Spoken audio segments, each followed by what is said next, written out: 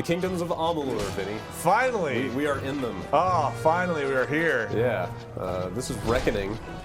Brad, you went to go see this not too long ago. Yeah. And you got the hands-on. And I played it. And you recorded some footage, and here we are taking a look at some of that. Played a bunch of it, actually. I played probably about 2 hours of it. We're just kind of jumping around here. Yeah, so this is kind of just a whirlwind tour. Yeah, I played like 3 different classes, although they're not really classes, but I guess we'll get into that.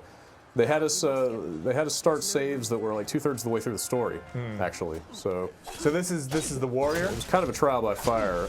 Yeah, the way that you build characters in this game, as I understand it, like I said, it was kind of weird to jump into like, you know, a pretty significant chunk of the game having already been played. I bet. So I sort of figured it out as I went, but. My impression of the way that you build your character in this game is like you don't pick a class when you start out. You just, you have a character. Oh, you pick a gender and a race, and you move like facial sliders and stuff like that around. Okay. But you're kind of allocating skill points as you play through the game. Yeah. And basically making choices about what sort of character you want to play as you go. It's not entirely dissimilar to the Elder Scrolls. And then at some point it kind of does a recommendation, right? Yeah, kind of. It seems like you like beating things up with a sword. Well, this guy, yeah. Well, so it's weird when I had all the save games at my disposal to load.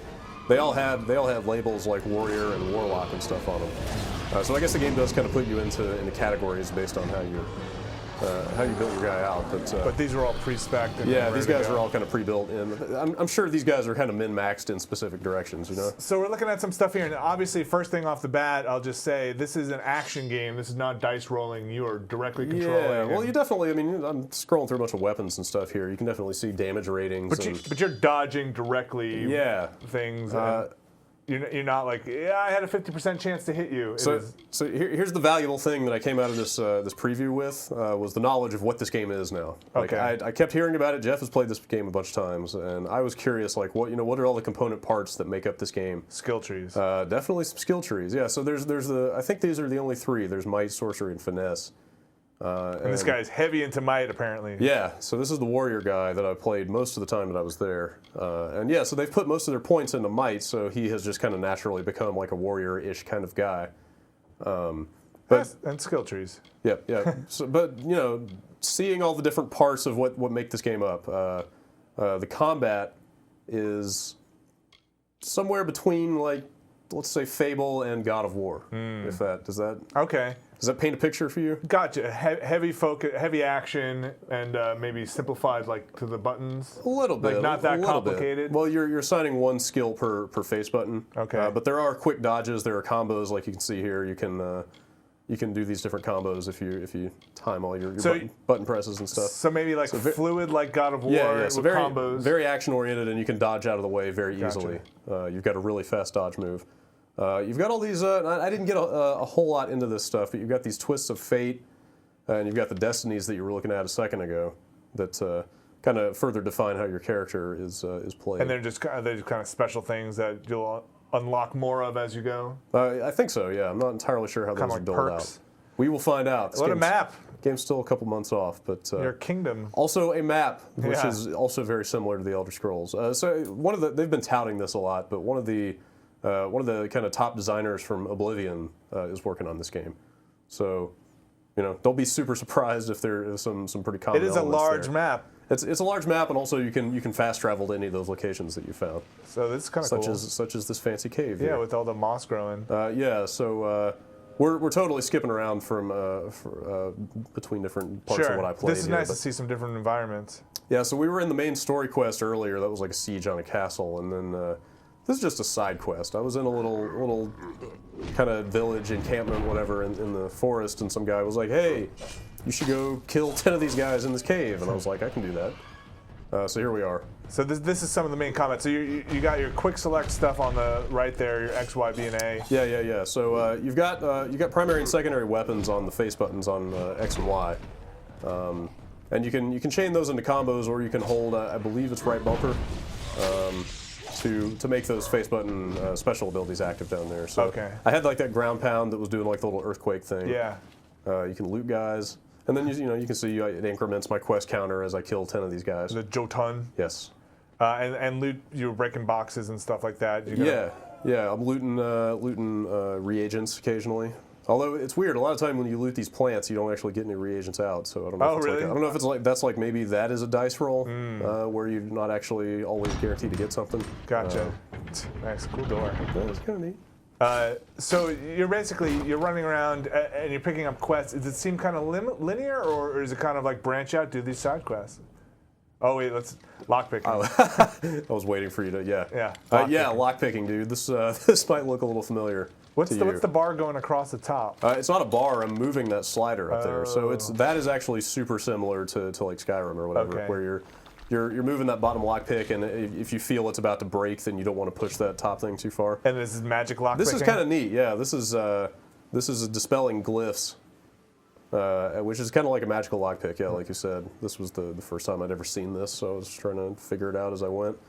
But, and so what are you doing here? You're basically hitting A on the glyph. Yeah, you're basically trying to like get all of these in one go as it goes around. Okay. And they close quickly if you don't do it fast. You're getting quite a bit of loot.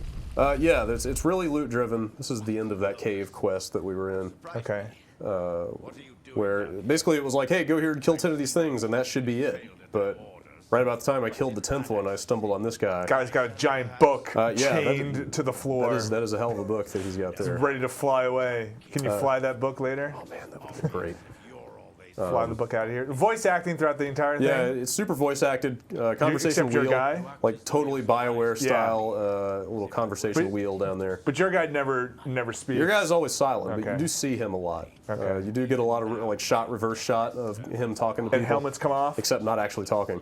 Yeah, this has what Mass Effect totally should have had, which makes all your headgear invisible. Which a lot of RPGs.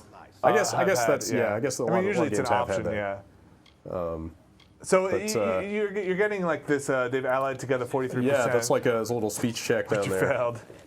Yeah, not high enough speech to pull that off, but yeah, I mean it's got a ton of those common elements from a lot of different other RPGs that you've definitely seen a lot of before. So from EA and from a lot of other companies too. So here's a big battle. Well, I'll talk over while you're combating here, but just please jump in. So would you say it's a fairly split between the action and the RPG, or is it pretty deep in the RPG bucket? In what way? Like stats and looting and definitely a ton of that stuff. There's crafting, which I didn't really even have time to get into, but you can definitely focus on that if you want to. I guess when I think heavy RPG, I think kind of management, character management, and a lot of stats. Yep, a lot of that. I mean, you've got an inventory limit. It's not encumbrance exactly, but you do have, I think it's maybe just a number of slots. But no party as far as you know, right? No party, it's just you. So that's more the action stuff. Yeah. You're just a dude and you're swinging. Right. All right, this is your other character, that right? was a snazzy transition, yeah. That is not in game, that is in-house. Yeah. This is a warlock, who is obviously a lot more magic focused. Okay. Totally different part of the world. So basically, it was kind of a cool setup the way I had this. So here I'm picking up a quest. You didn't see this, but when you run up to this guy, he's totally got a yellow exclamation mark. He's a sign of a quest. Floating right over his head. And that's again with the character creator. We saw your other guy. And so yeah, it was kind of cool how they had this event set up because they had 4 different characters saved at the exact same point in the storyline. Okay. So I could play some stuff as one character, and then I went back and loaded this guy up and did some different stuff. Or tried the same thing as a different character. Right? Yeah, that's the thing. But like I said, you can fast travel on that map just like a. So it's pretty easy to get that. Right. So basically, I loaded this guy up, and I was like, I don't want to do the main quest anymore. I'm just going to go somewhere totally different and check some other stuff out. So he's got. He does have weapons. Like I've got these weird throwing knives, and he also has some kind of what is that? Just some daggers or something. But he's got that really fast kind of magical dodge move. And that's unique to this guy as you played it? I think, if I'm not mistaken, I think it's one of the Destiny. It's the Destiny that I've got equipped right now. Okay. So anybody could have that. Any character class could have that, but only if you have enough points put in the right thing. And he's summoned some kind of summon a skeleton there. So this guy summons a lot of stuff. He can cast some other different kinds of magic. Okay. So I mean, it seems like they're doing a pretty good job of differentiating the different play styles. Were you able to see a lot of different. Have you been able to see a lot of different styles of clothing? Jeez, my tongue has just got super fat. It's Friday. I understand. It's been a long As week. you equip like different armor and stuff, or is it just like yeah, or I think it's all just tied to the armor that you've got on. So. Oh really? Okay. So like I find a new helmet and pop it on, and my guy's face will look different. Okay, but it's not like all of a sudden this guy's gonna get like a tank top and like. No, it's not. Shorts. It's not like manually customizable in that way. It's Okay. it's just based on whatever gear you've got equipped at the time. So. All right. So this guy, I think, has points. I didn't see right there. I think he has points maybe distributed a little more evenly in some of the other trees. And these are the Destinies. So yeah, these are the again? Destinies. So you can see there are requirements at the top of each Destiny that show like, see that one needs 14 finesse and 14 sorcery. Gotcha. Wow. To unlock. So there are some Destinies that need only points, like a shitload of points in one category. Right. Like all the points. Or there's some, like you Split just up saw there, between- yeah, where it's more of like a hybrid Jeez. class. So, and those are tiered, if I'm not mistaken. So, in fact, yeah, like you saw one that needed 14 in both of those, and the next one was like 25 in both. Yeah. So, it seems like whatever direction you want to go, if you want to put everything into sorcery, you want to put everything into might, you want Right. to put like equally the number of points into all three, there are going to be Destinies that play to that style. And I mean, correct me if I'm wrong, but it's basically, I know that there are different words, but it seems like it's dexterity, strength, and magic. Oh yeah, yeah, right? yeah. Those are definitely the three. I Right. mean, it's it's like sort of like tank DPS and Right. whatever. And That summon guy was super helpful. Nice I found. dodge. He was. Thank you. He was. Maybe not the strongest fighter, but he was definitely good at distracting enemies. And there were definitely cases where I was fighting 5 or 6 guys at once. those blades are cool looking. Yeah, it's a really neat weapon. It's a nice little range Rings. dealy there. Their quest item. Yeah, you can see the mini map up in the upper right. Points you right to. See, these are some guys who deserted from the army. I don't know quite what was going on. It was hard to get a handle on all the fiction, but at least in this part of the land, in this part of Amalur, Yeah. there's some kind of civil war going on or something where there's a big war effort, a big recruiting drive going on. And these guys had joined up with the army and like taken all the army's gear as part of the training and then just like bounced. Jerks. So yeah, so the commanding officer was like, all right, like these guys can desert all they want, but we can't afford to lose that gear. You need to go find them and kill them and take it. So that was the quest here. But that mini map will point you right at what you need to be doing. You set an active quest, and then it's just got these little, throbbing icons that say, "Hey, go here and kill this guy." Were there like loads between zones or anything like that as you were When running around? when I fast traveled, absolutely, and going into kind of interiors, like Okay. towns and stuff Yeah. like that, in a lot of cases. But I don't know about if you just ran from one side of the overworld map to the other. Do you think you could? Did you get that sense that it was like, nah, at some point you're just gonna hit a dead I would end? like to think it would just stream. Yeah. That would really be ideal for this kind of game. Looks like you set some kind of magical trap or. Yeah, there was like a floor. ward or something like that. Not sure what that was exactly, but yeah, most of this guy's abilities obviously pretty magical. His health regens?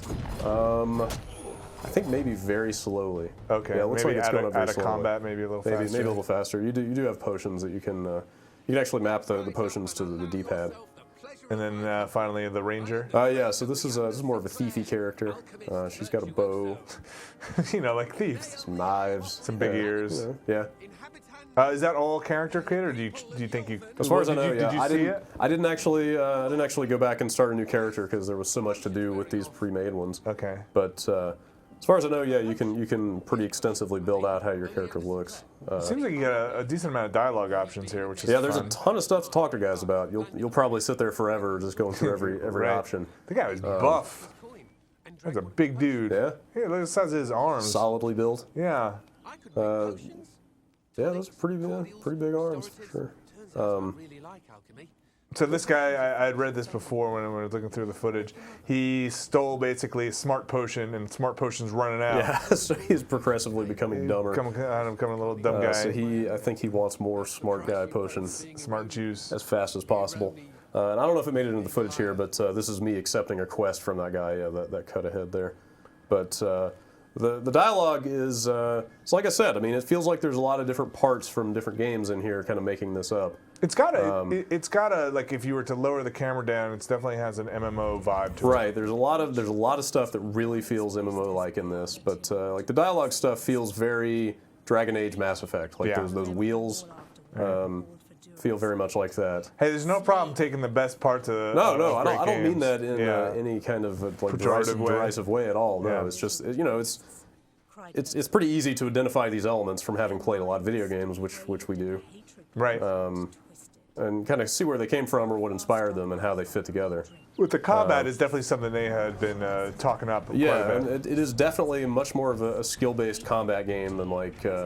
Than something like Skyrim, you know, like those games are more about the dice rolls going on behind the scenes, and definitely not like Dragon Age, where that is almost a turn-based in real time. There's no pausing the combat, sense. so that's where I get the kind of God of War comparison, right? You know, where you're dodging around a lot, you're doing combos with your weapons, you're busting out special abilities, but you know there's a bunch of loot, there's all the little lockpicking and stuff that you're putting skills into. Is there encumbrance? Like I said, there's an inventory limit, but it seemed pretty high.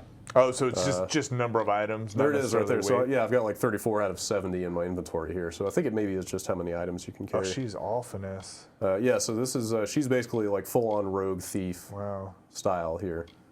So I mean, I don't know. You know, I can't pass any real judgments after 2 hours, but it seems like this game is for people who, you know, like if you're into like the RPG aspects of like an Elder Scrolls game, but you want a lot more action-oriented combat, you know? Like this is a lot more skill-based and fast-paced.